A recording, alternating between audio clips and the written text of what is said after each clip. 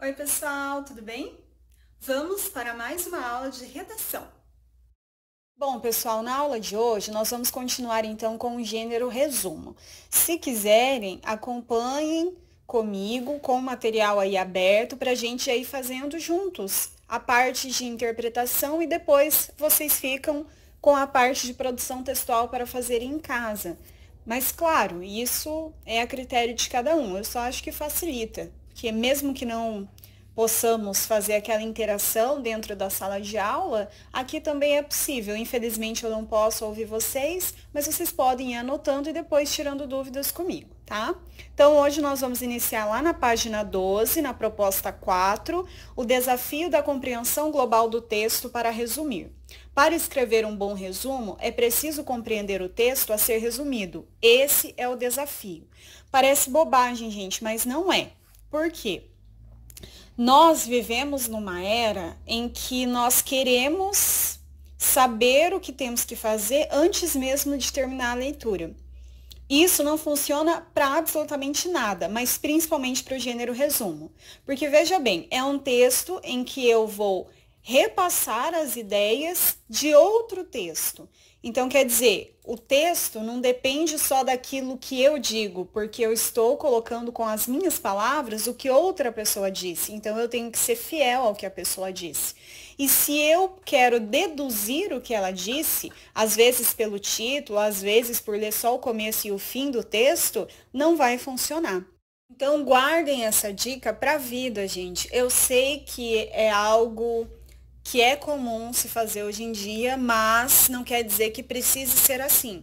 Toda vez que vocês forem ler alguma informação, algum texto, algum enunciado, leiam por completo, gente. Porque muitas vezes está implícito o que a gente tem que fazer, não está explícito. E aí a gente quer deduzir e acaba errando, seja uma questão, seja às vezes para comprar alguma coisa, para se informar sobre algo. Então é muito importante a gente não fazer uma leitura superficial, tá? Uma leitura completa para que a gente consiga entender o que é preciso ser feito. Porque assim, gente, eu posso deduzir? Claro que posso. Até é colocado ali no livro de atividades de vocês. Ó, ao deduzir o tema ou assunto de um texto, você já está praticando a síntese desse texto. Só que assim, às vezes, no caso principalmente do resumo, eu preciso ter conhecimento de tudo. Então, assim, pelo título eu já tenho uma vaga ideia daquilo que vai tratar o texto. Porém, eu preciso me aprofundar para eu ter uma ideia geral. E como que eu vou me aprofundar? Anotando todas essas informações que nós vamos anotar aqui como sugestão da atividade. Então, vamos lá. Texto 6. Saúde por Meire Cavalcante. Quem é Meire Cavalcante, gente? Quem escreveu o texto, tá? Onde que foi publicado esse texto? Mundo Estranho. O que que é Mundo Estranho? É uma revista? É um jornal? Tá? Para quem ou tem o hábito de leitura, ou já prestou atenção, ou já viu em algum lugar, já prestou atenção que eu digo assim, que já apareceu várias vezes em atividades, seja no livro de atividades, ou às vezes numa prova, enfim, é uma revista, tá? Então, Revista Mundo Estranho, edição de 11 de janeiro de 2003, então o ano que foi publicado. Essas informações vocês já sabem que, se tratando de resumo, são extremamente necessárias, porque eu vou precisar referenciar no meu resumo. Então vamos lá. Recordar é viver. Quanta informação o cérebro pode armazenar? Então, ó, um título lembra que é a propaganda do nosso texto e ele é um resumo do que eu vou encontrar no meu texto. Então, se a gente for pensar qual é o assunto do texto ou qual é o tema do texto, então vai ser o quê? A capacidade, né, do nosso cérebro de armazenar informações. Quanto que ele é capaz de armazenar? E se começa com uma pergunta, quer dizer que eu vou responder essa pergunta ao longo do meu texto. Isso é muito importante. Posso usar, fazer pergunta ao longo do texto? Posso. Posso fazer pergunta no título? Posso, desde que eu responda, tá? Os especialistas afirmam que não há uma resposta exata para essa pergunta. E aí vocês já devem estar falando, nossa, Sandrine, você acabou de falar que tem que responder? Calma, tá dizendo aqui que não há uma resposta exata. mas há respostas que ajudam a chegar numa possibilidade de resposta para essa pergunta. E é isso provavelmente que nós vamos encontrar ao longo do texto. E veja que destaca que são os especialistas. Então, provavelmente, nós vamos ver especialistas, falas de especialistas no assunto, que vão ajudar a comprovar essa ideia. É impossível comparar o cérebro do homem a uma máquina, porque a quantidade de informações que guardamos não pode ser quantificada. Quem falar em números estará mentindo, diz o neurologista Ivan Izquierdo, da Universidade Federal do Rio Grande do Sul. Então, aqui a gente tem uma comparação do nosso cérebro com uma máquina. Provavelmente é isso que será feito ao longo do texto ou será retomado ao final do texto. Ao longo da evolução, o cérebro humano aumentou de tamanho e aprimorou suas funções, mas a capacidade de armazenar e recordar fatos é um enigma não totalmente desvendado pela ciência. Então, olha que interessante. Tem uma pergunta sobre a capacidade de armazenar informações no cérebro.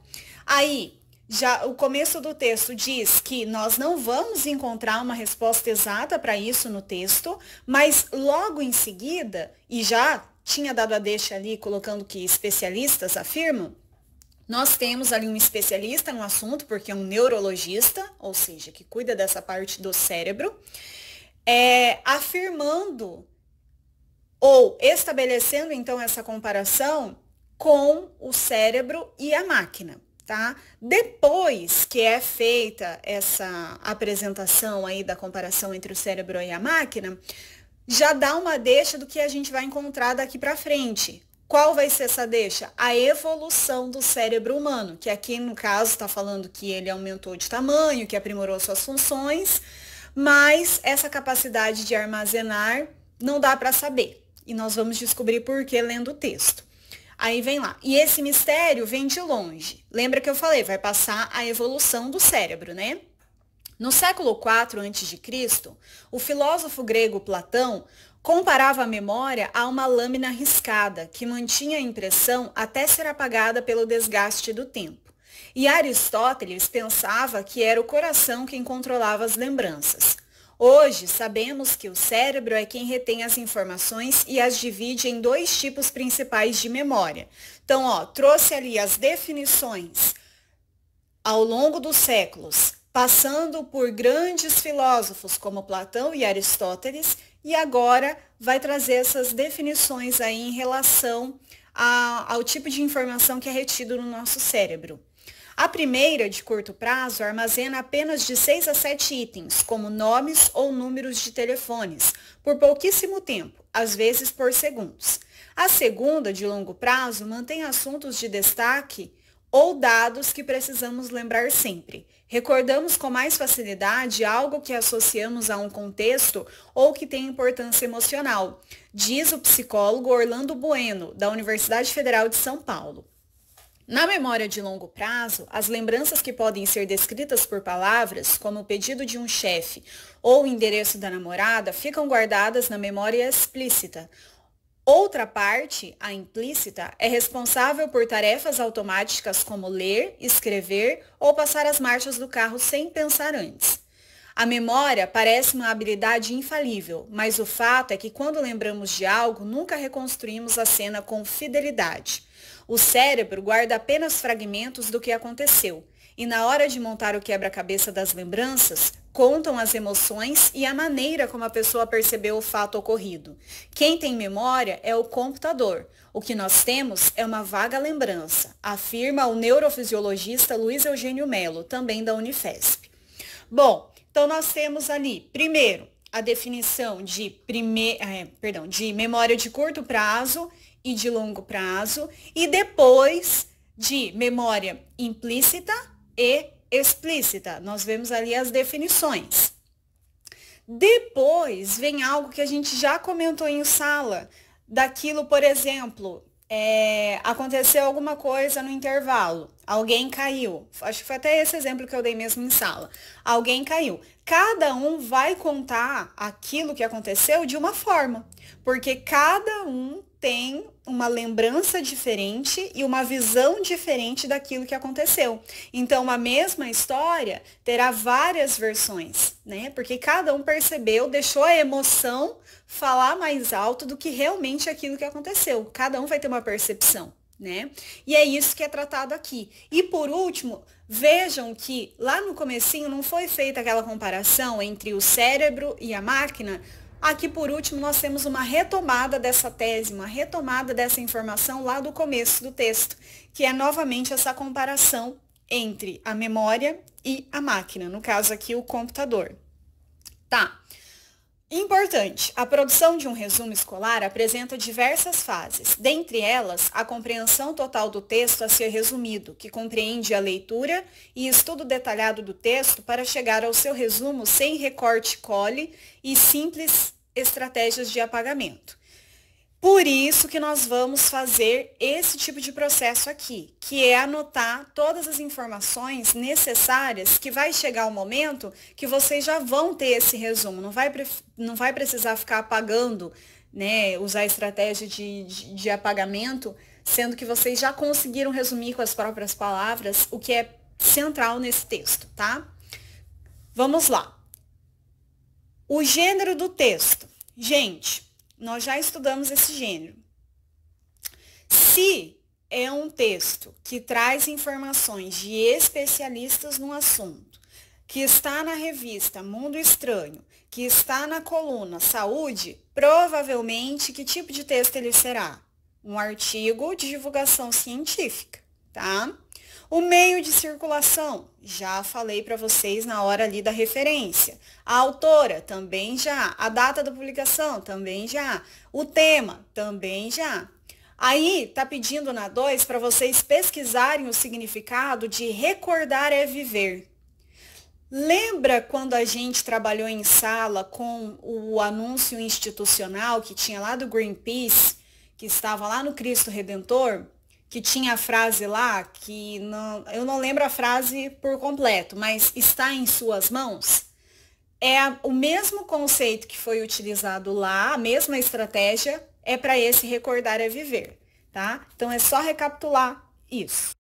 Aí, na página 13, vocês vão ter que pesquisar, caso não saibam, quais são os significados dessas palavrinhas. Então, o que é neurologia, o que é enigma e assim por diante, tá?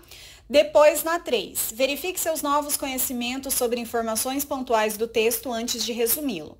Sem consultar o texto-fonte, explique com palavras próprias por que, de acordo com o neurologista Ivan Esquerdo, não é possível quantificar as informações que o cérebro humano pode guardar. Lembra que é logo no comecinho que tem lá a definição.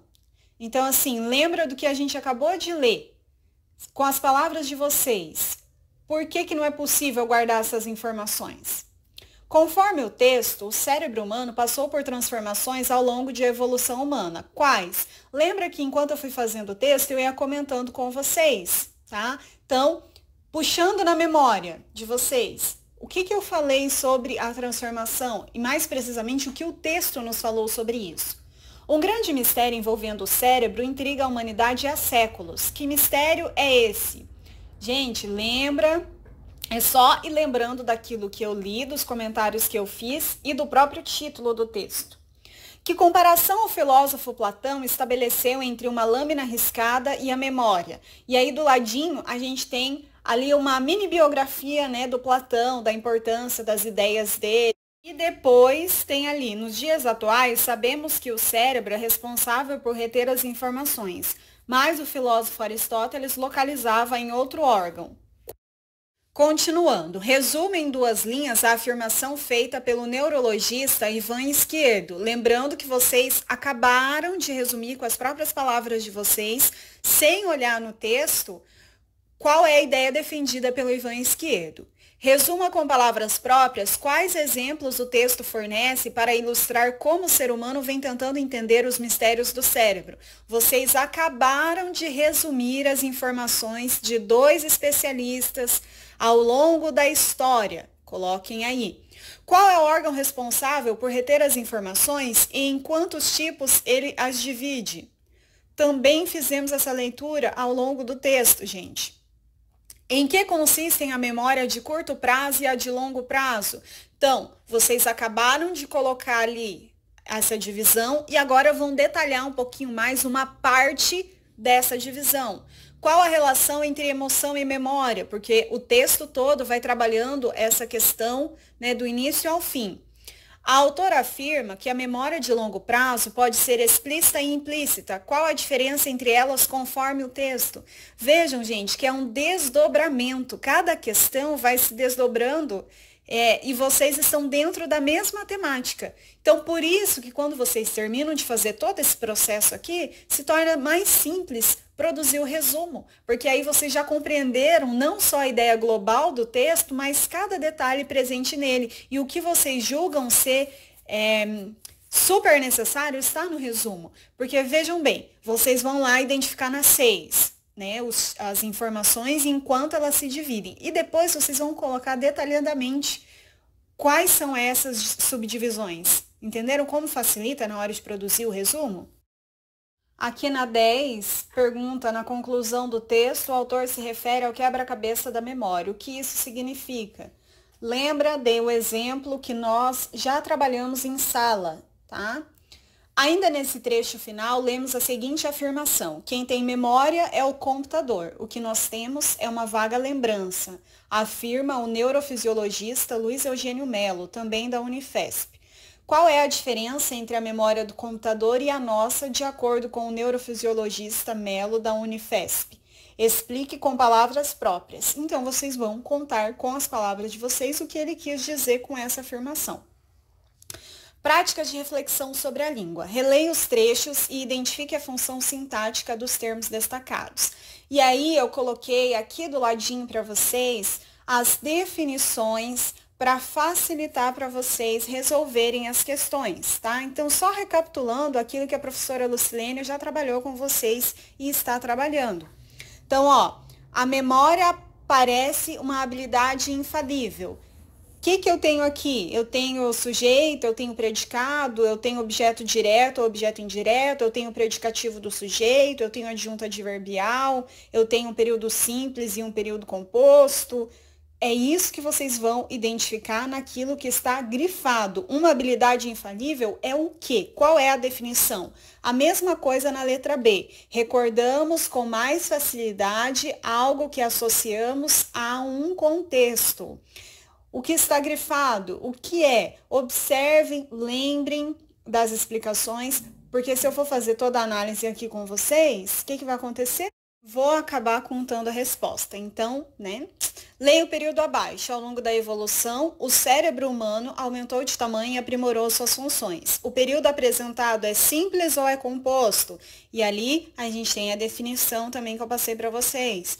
Os termos em destaque exercem, respectivamente, as funções sintáticas de sujeito e predicado. Então, vocês vão olhando ali na definição, sujeito e objeto direto e objeto indireto, ou predicativo do sujeito e objeto direto. Nesse período que está em destaque, então, o cérebro humano e suas funções.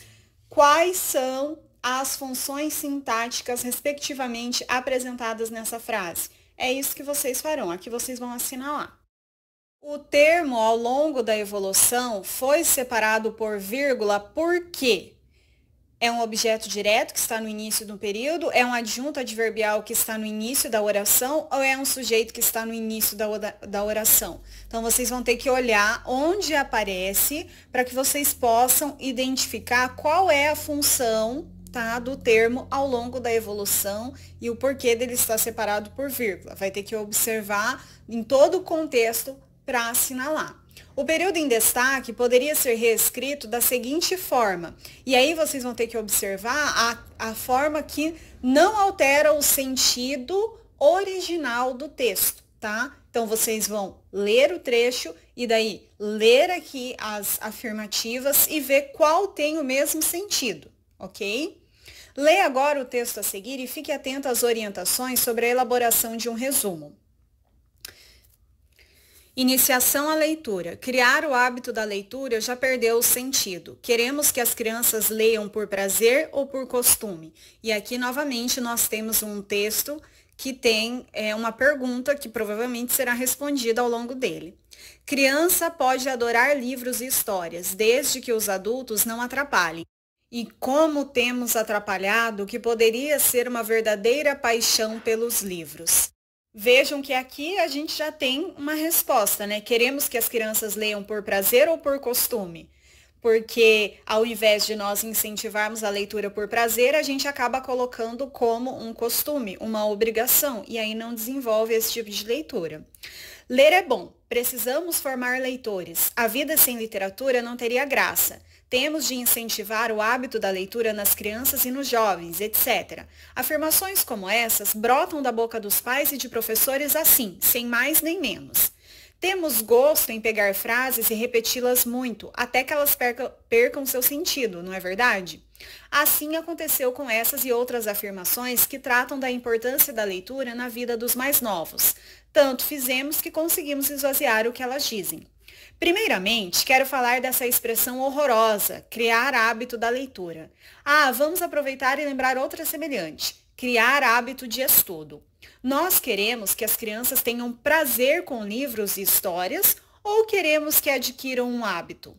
Leitura, tanto quanto estudo, não deve ser tratada assim. Um hábito se instala e pouco, quase nada, acrescenta à vida de uma pessoa. Já o amor, o prazer, o gosto verdadeiro pela leitura ou pelo estudo são capazes de mudar a nossa vida. Ler e estudar devem ser uma escolha, uma vontade, uma busca por algo que não se tem. E aí tem o nome de quem escreveu, né? Roseli Saião, iniciação à leitura, o local de publicação Folha de São Paulo e a data 2011.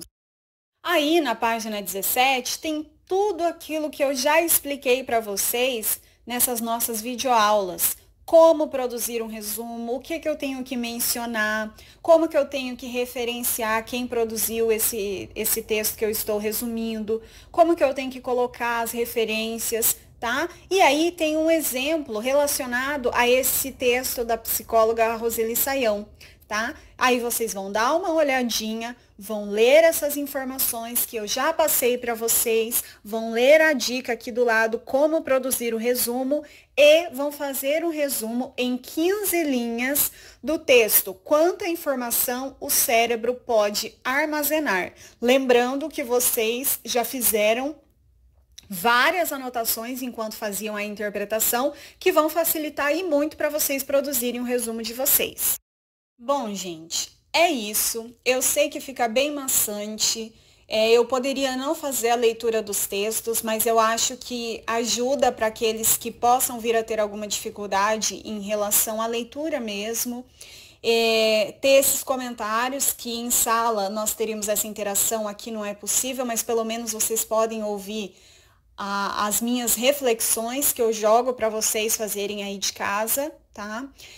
E nos vemos na próxima semana. Qualquer dúvida, é só entrar em contato comigo, seja na hora da interpretação, seja na hora da produção. E é isso, gente. Tchauzinho. Até!